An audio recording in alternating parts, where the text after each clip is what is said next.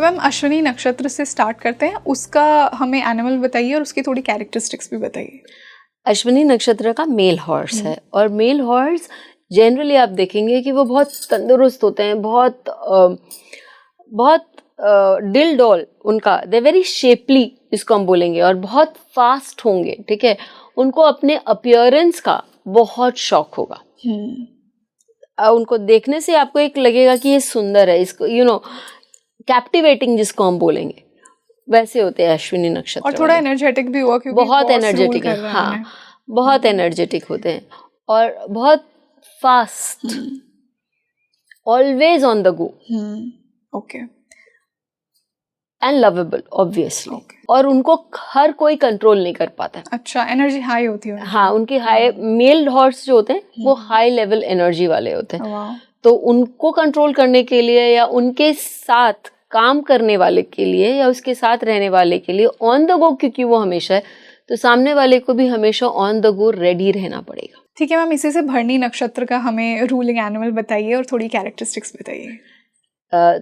भरणी नक्षत्र का जो है वो मेल एलिफेंट है। मेल एलिफेंट जो है वो अपने हर्ड को बहुत एक यंग एज में छोड़ देते हैं और वो अकेले अकेले रहना पसंद करते हैं। वो जब किसी भी फीमेल एलिफेंट के साथ ड्यूरिंग मेटिंग सीजन रहते हैं तो वो बहुत पजेसिव हो जाते हैं। उस समय उनसे दूर रहना चाहिए, और ये बात आपको रेंजर्स भी बोलेंगे कि जब रेनी सीजन होता है, मेल एलिफेंट्स फीमेल एलिफेंट्स के साथ इंटरैक्ट करते हैं, तो आपको थोड़ा सा उनसे दूर होना चाहिए। तो यदि फीमेल एलिफेंट जिसका भी मून भरनी में है, वो अपने प्राइवेट टाइम में अपने मतलब लव्ड वन के साथ है, तो you should stay away from that person, क्योंकि बहुत पोजेसिव होते हैं। बहुत पोजेसिव होते हैं। कृतिका का क्या होगा? कृतिका का फीमेल गोट है। फीमेल गोट, ओके। वो बहुत एडवेंचरस होती है और वो अपने बच्चे को भी बहुत एडवेंचर सिखाएंगी। क्योंकि एक मैं आपको एग्जाम्पल देना चाहती हूँ कि एक फीमेल एलिफेंट है अब हमारा रेवती।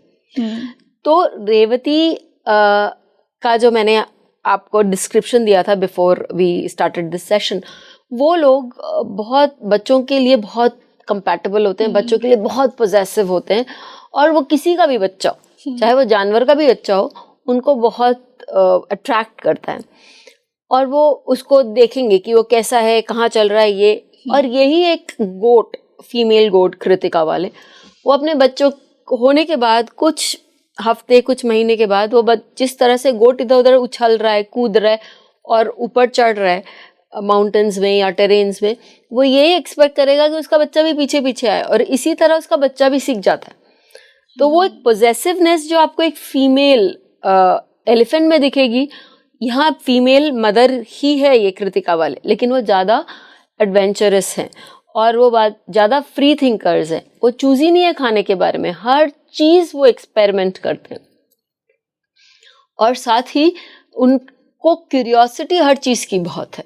मतलब ऐसे लोग जो होते हैं वो हर जगह वो सोचेंगे कि ये भी देख लूँ, वो भी सीख लूँ, ये भी कर लूँ। तो ये उनकी साइकोलॉजी होती है। और सेक्सोलॉजी उनकी ये होती है कि they are happy in their herd and they also have regular children. कभी कभी इनको जुड़वा बच्चे भी होने के संकेत होते हैं। अच्छा, कृतिका में ज़्यादा चांसेस हैं जुड़वा बच्चों के। हाँ, ओके।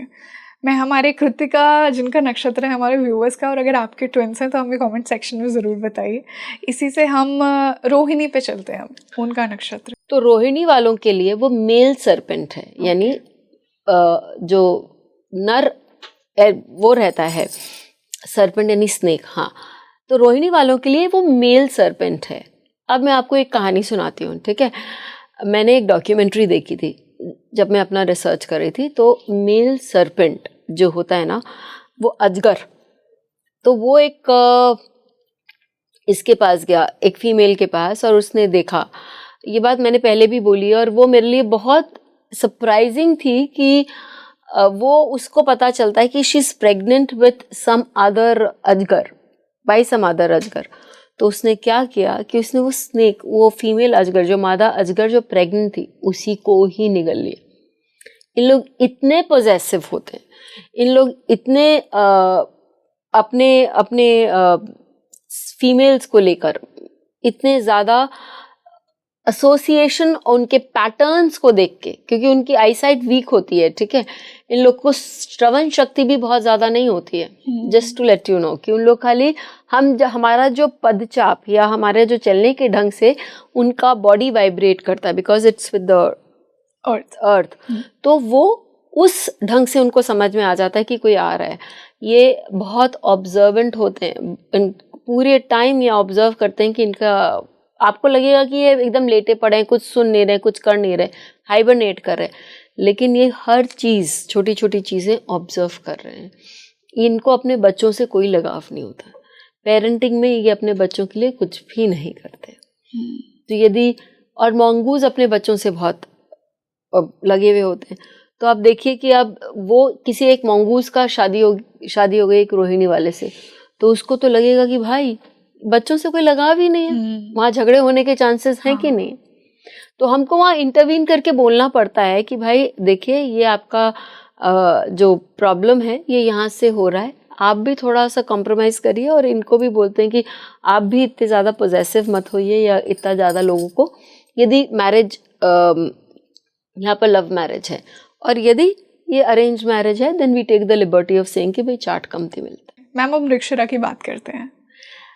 मृगशिरा फीमेल स्नेक है। अच्छा। और फीमेल स्नेक अपने एग्स के लिए पोजेसिव होती हैं, ठीक है, लेकिन जैसे उनको मालूम पड़ता है कि कोई एग अच्छे से डेवलप नहीं कर रहा है, तो वो उस एग को भी केपेबल हैं उसको ख़त्म करने के लिए, और भूख के कारण वो उस एग को भी खा लेती हैं। लोग जनरली बोलते हैं कि सांप अपना ही अंडा खा लेता है ये वो, तो उस पर भी मैंने बहुत रिसर्च किया था, वो हर एग को नहीं खाती है। उसको लगता है कि वो एग अच्छे से डेवलप नहीं करेगा, तो वो उस एग को, उनके पास वो सेंसिटिविटी होती है और वो बहुत समय तक अपने बच्चे को कहाँ जन्म देना चाहिए वो अच्छा एरिया ढूंढती है। उसके बाद वो वहाँ जाके एकदम सॉलिट्यूड में जाके वहाँ उसने अंडे देने। तो आप मृगशिरा वालों के लिए ये बोल सकते हैं कि वो बच्चे के होने का बहुत स्ट्रांग इंतज़ाम करते हैं, उनकी सेक्सुअलिटी बहुत हाई होती है मृगशिरा और रोहिणी दोनों की, बिकॉज दे आर स्नेक्स। और स्नेक्स का एक डांस होता है before they get mated with each other. तो ये दोनों, उनका जो कोटिंग पीरियड होता है ना, ये उन दोनों के लिए बहुत इम्पोर्टेंट होगा, मृगशिरा वालों के लिए भी और रोहिणी वालों के लिए। वहाँ वो एक दूसरे को अपना जो एक्सपर्टीज एज कपल वो दिखाते हैं।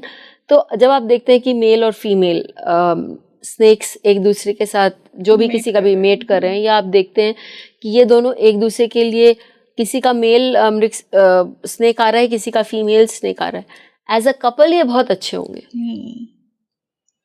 और इनके जो सारे इच्छाएं हैं, लव फॉर ब्यूटी, ये सारी चीज़ें होंगी, लेकिन इनको आईसाइट इश्यूज होंगी। तो बच्चे को जेनेटिकली आईसाइट इश्यूज आ सकती है, और इनका अपने बच्चों के प्रति उतना ज़्यादा रुझान नहीं होता है जितना कि आपको एलिफेंट में मिलेगा या आपको हॉर्स में मिलेगा। तो ऐसी स्थिति में क्या होता है कि आप देखेंगे वहाँ पर बच्चों को लेकर भी प्रॉब्लम्स, इश्यूज आ सकती हैं। ओके। और केयरलेस भी थोड़ा सा हम कह सकते हैं कि they are free from that side.